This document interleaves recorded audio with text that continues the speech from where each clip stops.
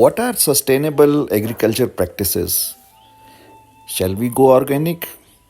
What is permaculture? Let's discuss all this with Charlie while working on the farm. I gave a long intro. Just give Mm-hmm. me also some work. I'll help you. How you maintain fertility of the soil here? What are the practices?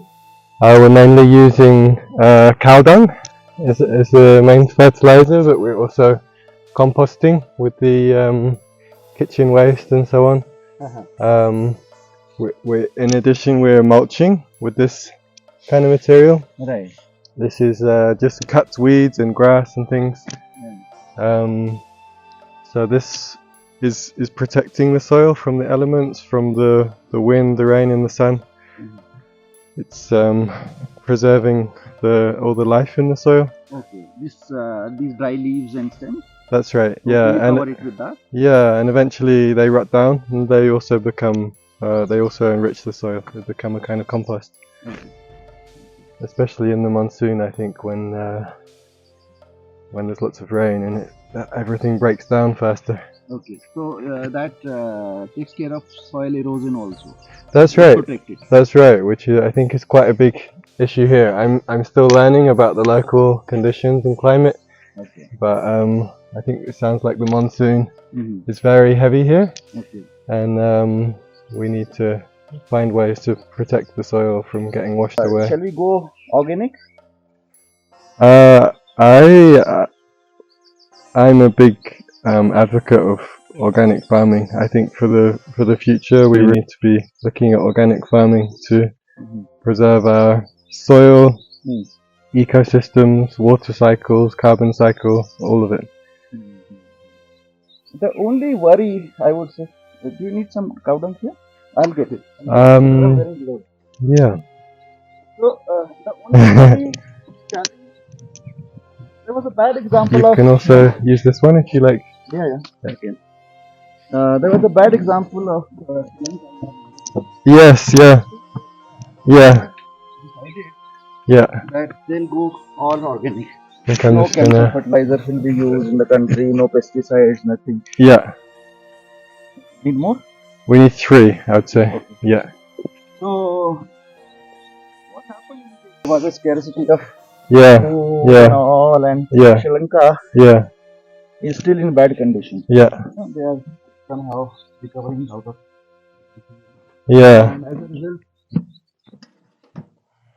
government toppled, and the president who took this decision had to run away from the country. I think he's somewhere in Singapore. Yeah. And That's a run for his life. one thing is, organic is fine, but if you go suddenly, Yeah. then crop production will drop phenomenally. Yeah. It will reduce to 30 from 100. That's not very favorable for the country. How to go organic? And still, it should be sustainable. Sustainable not only for the environment, but sustainable for farmer also. Yeah, and economics also, and yeah. Well, I think that's a good example of where there's revolution instead of evolution, and I think organic farming needs to evolve. We need to gradually go back to those methods, and I think it's becoming very obvious how destructive chemical farming has been for all manner of elements like the soil and ecosystem, the insect populations, which affect everything else in the ecosystem. But we need to do this gradually because actually chemical farming and mechanical farming, it's already depleted the soils a great deal. We've become very dependent on chemical fertilizers and pesticides also as a method of weed control and pest control. We need to learn again, and farmers need to be educated and equipped with new knowledge and skills and equipment to manage organic farming properly. And it's going to take quite a lot of time to rebuild soils and soil fertility. So I would say a better way to go about this gradual evolution would be to perhaps offer farmers generous subsidies for going organic. Okay. That's a good idea. We always talk about subsidies for wheat and paddy. Yeah, that's it. Government can give subsidies for organic farming. Organic farming, and especially types of farming that support the ecology and the soil the most. So I would say, especially for farmers that are growing perennial crops, because perennial crops have much better capacity to rebuild the soil and the ecosystems. And is permaculture one of the answer? Yeah, permaculture is one answer. Well, permaculture basically just stands for permanent culture. Permanent culture. Oh. So I think there is no other solution, in a way. If we're talking about permanent culture, I think that's what we're all aiming towards, hopefully, that we want to be here for the long run. And permaculture just means any systems that help us to find sustainable solutions so that our great grandchildren and beyond can live sustainable, abundant lives. Hopefully even more so than we're doing. Okay. For the people who in India it is quite new, and especially some people in Himachal and Uttarakhand might be knowing about it because these are two tiny states, very less population. But in greater part of the country, people don't understand what is permaculture. And in some of the western central part, we have started this floriculture, horticulture, and all that. So, what is permaculture? Can you briefly define what is it for friends? Yeah, that's well, like I say, the meaning of the word is permanent culture. So it's basically any system of living that's in harmony with nature, that's in harmony with the laws of nature, so that we can live on this planet sustainably and abundantly for indefinitely. So this includes, a lot of people think about just gardening and farming in terms of permaculture, but it actually includes every aspect of life. It includes building, waste management, fuel resources. Waste management is a very, very important subject. We will discuss a lot on that. That's not necessarily my expertise, but yeah, in permaculture I've been more focused on the gardening and farming aspect. Okay. But so I really like this broad definition of permaculture, that's anything at all that will help us to live sustainable, even regenerative kind of lives on the earth. So for some people it's more specific, because there's also a kind of permaculture institution that runs permaculture design courses.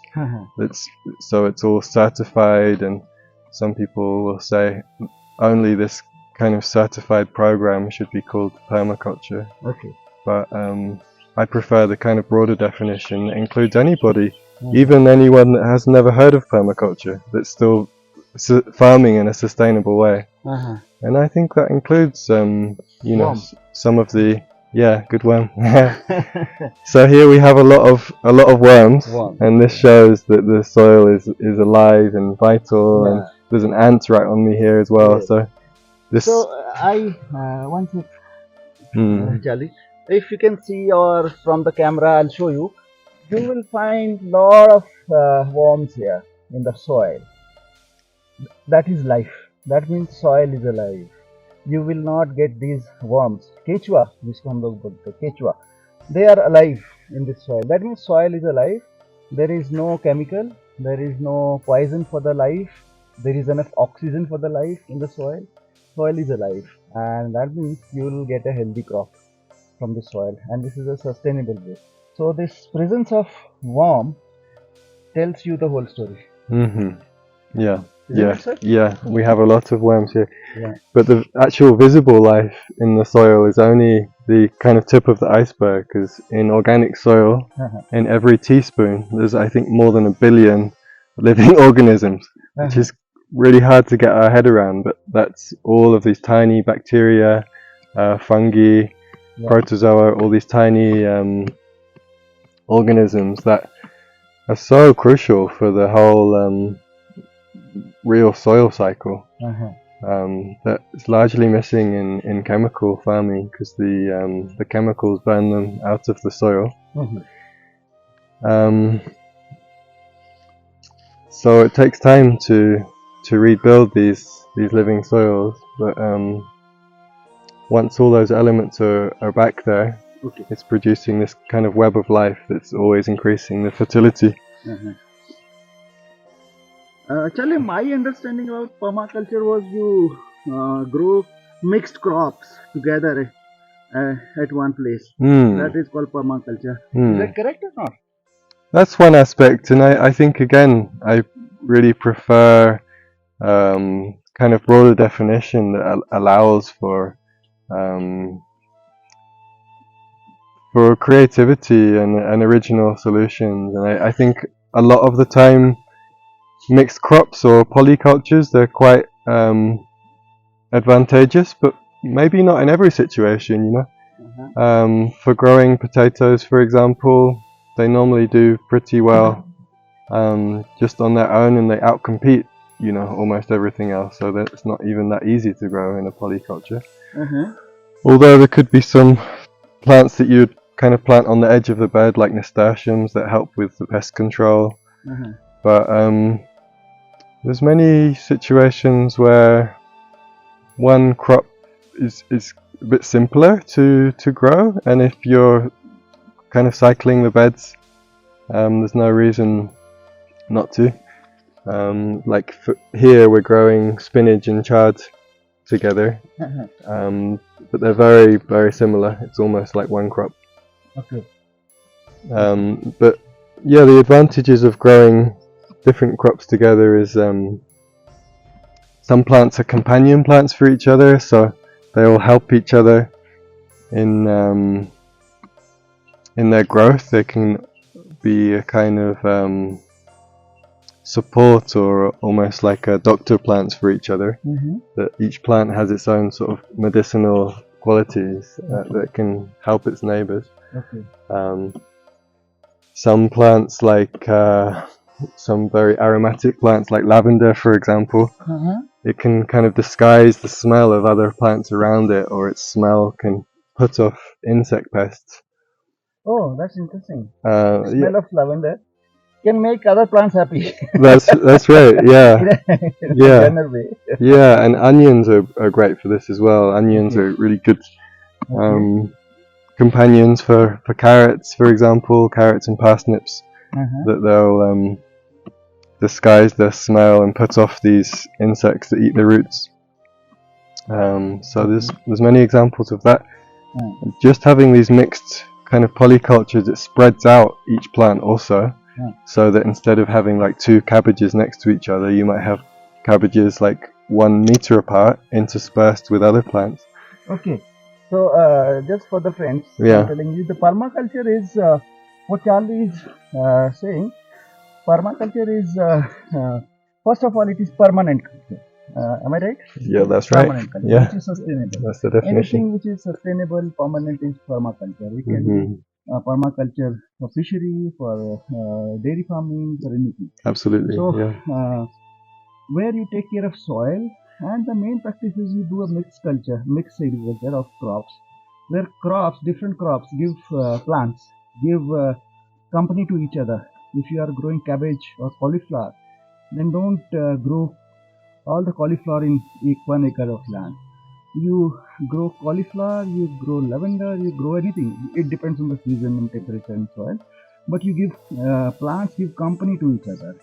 This smell of mint or lavender, or Charlie said, they does not make human happy. They make other plants also happy. That's right. Isn't it so? Yeah, that's true. Fragrance, good fragrance. Yes, yes, all these essential oils. Yeah. Yeah, essential oils. So permaculture is you grow many type of plants or crops together, and they will give company to each other. What is the practice in Europe these days? With Do they practice permaculture in their farms? scale, there are a few examples. I think there's a guy called Richard Perkins in Sweden who's was really determined to make permaculture work on a larger scale. He's doing poultry farming as well as arable crops, and that's quite an interesting example to look into. And stepping on the bed is also a crime. That's what I was told first day, because first if you keep stepping on these beds, it will increase the density of soil, it will become hard.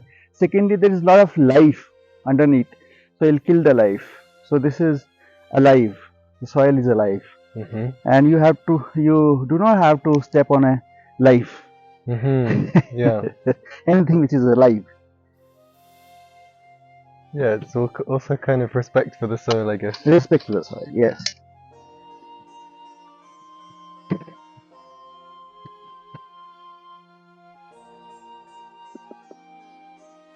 Interesting examples of people that have shown that you can get very good yields growing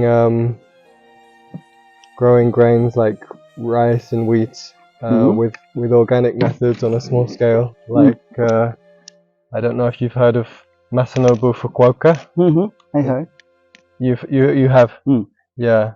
So in his book, The One Straw Revolution, he describes his methods of paddy and I think barley more he was growing than wheat cultivation, where he developed these methods over decades and learnt through making a lot of mistakes, but finally he was achieving equal yields to neighbouring chemical farmers with a lot less input, and even I think he was even claiming less work because he had managed to refine his methods so well to eliminate weeding and pest control and that kind of. And I think big business also has a lot to answer for in that way also, that these big agricultural companies, they can also make us believe that we're dependent on those things that they're trying to sell us.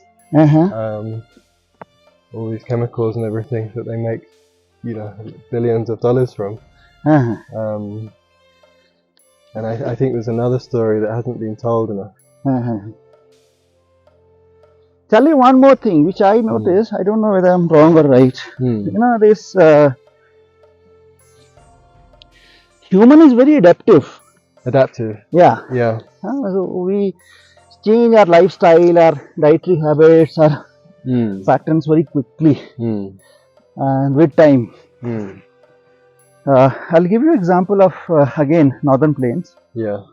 Wheat was the crop in central and southern Haryana and some parts of Punjab. Wheat was grown for last, I would say, 400-500 years or more than that.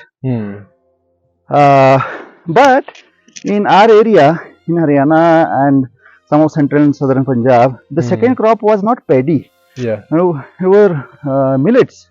Bajra, guar, jaw, barley, your chana. Chana means gram, was a big crop. And that was part of our daily diet also. Flour of jowar, bajra, corn was part of our daily diet. And we used to have chapatis made of corn flour or jaw flour or bajra flour in the villages. Not wheat chapatis every day, not rice every day. Rice was not part of our, even in Haryana, if even you go today, nobody cooks rice every day. Although Haryana grows the best basmati rice in the country which we export, but it was never part of our daily staple diet. Yes. So we changed our dietary habits also according to the crop we are growing, isn't it? So Yes. Yeah.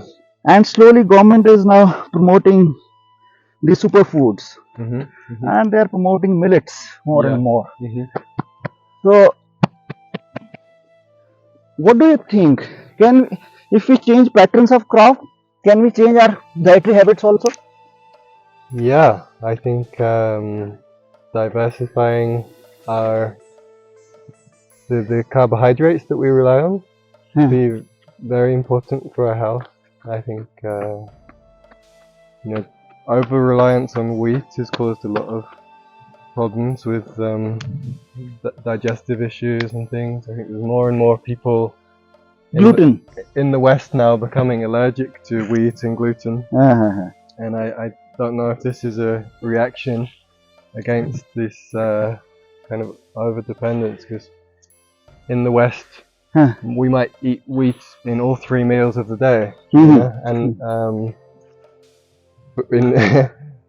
for pasta, for pizza, for toast for breakfast, and then probably some biscuits and cakes in between that are all full of wheat. So compared to if you look at that compared to how our ancestors would have lived, and that's how our bodies took shape after all.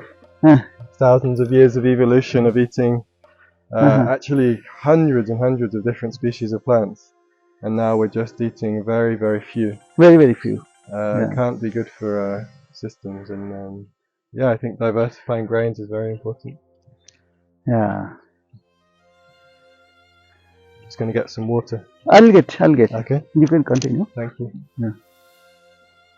Shall I sprinkle some water? Please do. Yeah. Thank you. Tell me how much? You can use about 1/3 of the can. Oh.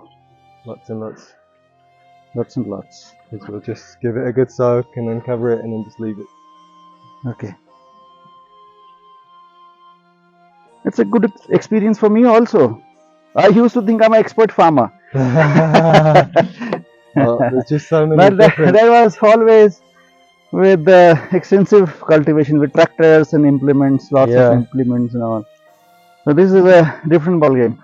There's just so many different methods, and I don't believe in the right way or a wrong way. I just there are some ways that are more sustainable than others. Yeah. Some ways that are more kind to the environment than others. So it really depends on what we want to achieve. Yeah, something else. This is cow dung. Yeah, I think it's been mixed with some animal bedding, probably. There's little bits of sort of rotted straw in there also. Okay. But that's perfect. That kind of mixture of dung and some carbon rich material like straw. It's perfect. Okay. Just don't get some carbon back into the soil. Carbon back in the soil? Yeah, and this black material, this is basically humus. This is just long chains of carbon. So this is what the soil needs to retain its fertility and its water retention also. And this is mostly strawberries on this side. Strawberries. Okay. Yeah. And we can see lovely, beautiful, snowy Himalayas in the background. No scene can be better than this one for agriculture. Right, I agree. And on this side, Nishtar has made this very beautiful mandala beds. Yes.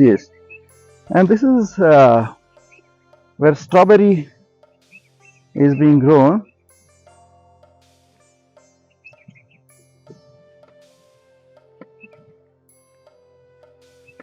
And this is what, Charlie, onion or garlic? Looks like onion. Onion. Yeah. It's got those round stems, so it's onion. Right.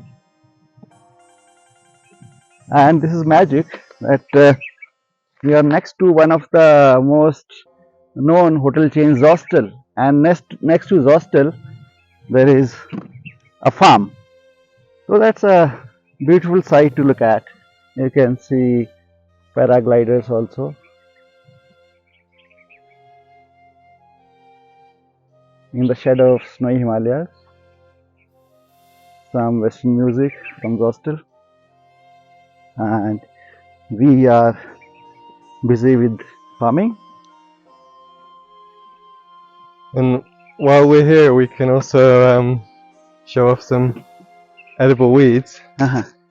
Edible weeds. Okay. Edible weeds, yeah. So Okay. in permaculture, we're looking at how to diversify crops and looking at a lot of wild You're plants. saying some edible wheat. Edible weeds, yeah. Okay. So in permaculture, we're looking at how to diversify crops.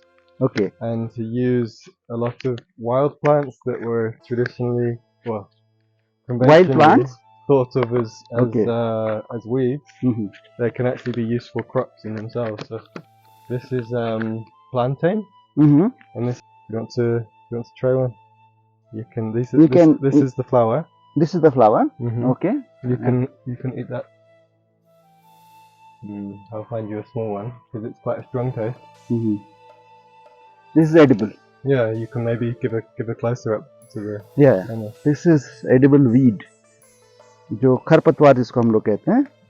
This is wheat. This is what they look like when they're more advanced. Yeah. Yeah. And we can eat it. And let's eat it. Yeah. Okay. Is it nutritious? Yes, very. Lots of these wild plants, they're more nutritious than our typical annual crops because they have very deep roots and they're constantly mining the soil for all kinds of minerals and things that are lacking in a lot of our annual vegetables these days. This is the leaf, and we can also eat the leaf. And this is what leaf? The same plant. Oh, same plant. Same plant. And we can eat it. So a lot of these wild plants, they have stronger flavour that can take a while to get used to. Does this remind you of anything, this taste?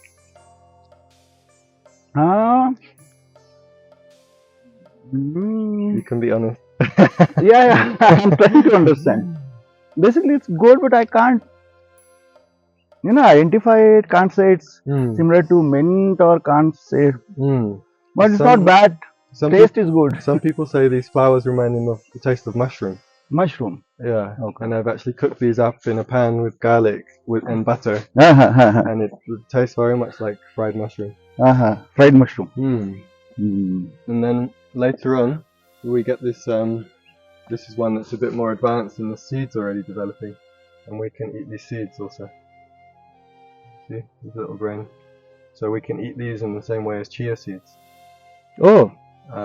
But I think in locally they do harvest these. It's called psyllium.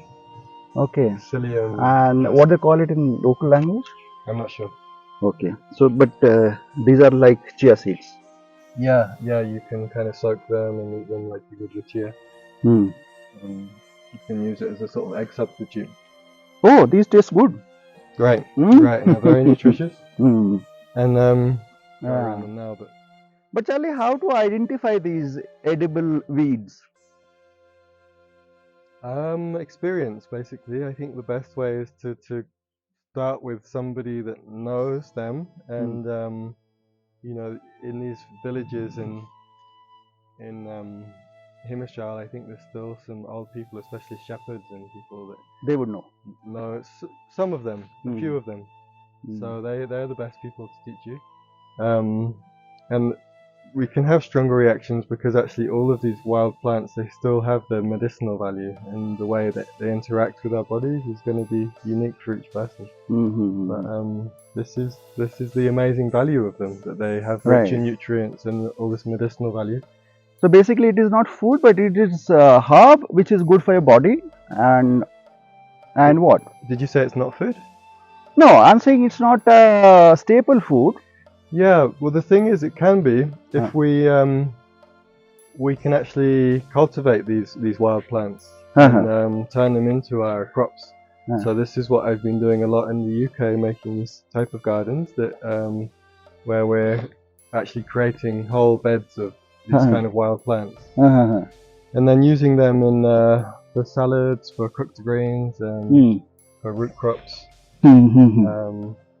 and I can say from personally and the people I've worked with that they do amazing things for your health, and you feel very good and energized and balanced. And Charlie, one more thing. By using chemical fertilizers and pesticides, we have killed so many natural weeds which were edible, which were part of our daily food. True. Like my home state is Haryana. There we used to have a weed called bathua. Right. Bathua. So it was very nutritious, and we used to love to have parathas of bathua paratha, raita, to mix it with the curd, yogurt, and make a dish. And this was part of our daily diet in winters. Yeah.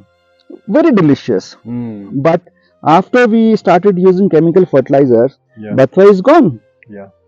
It is not there. It is now specially grown in the and now you find it at a very expensive price in the market. Right. But that was naturally grown with the wheat.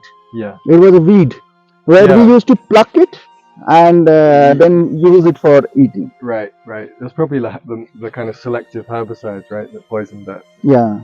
Selected it out. So it is gone because the moment we spray all these pesticides or wheat, all the weeds are gone. That's right, yeah. And every weed is not bad for the crop or bad for humans. Yeah, not at all. Some of them are very important for the ecosystem. And for example, some weeds will give a home or attract particular insect predators, right, that will help to protect the rest of the crop from a pest. So, for example, if we have a type of weed that's attracting hoverflies or ladybirds, they will naturally control aphids. You know, it can be a really big problem for a lot of crops. So instead of needing to spray out all these aphids and other pests, if we have these weeds growing, if we have a more complete ecosystem, things tend to balance and take care of themselves.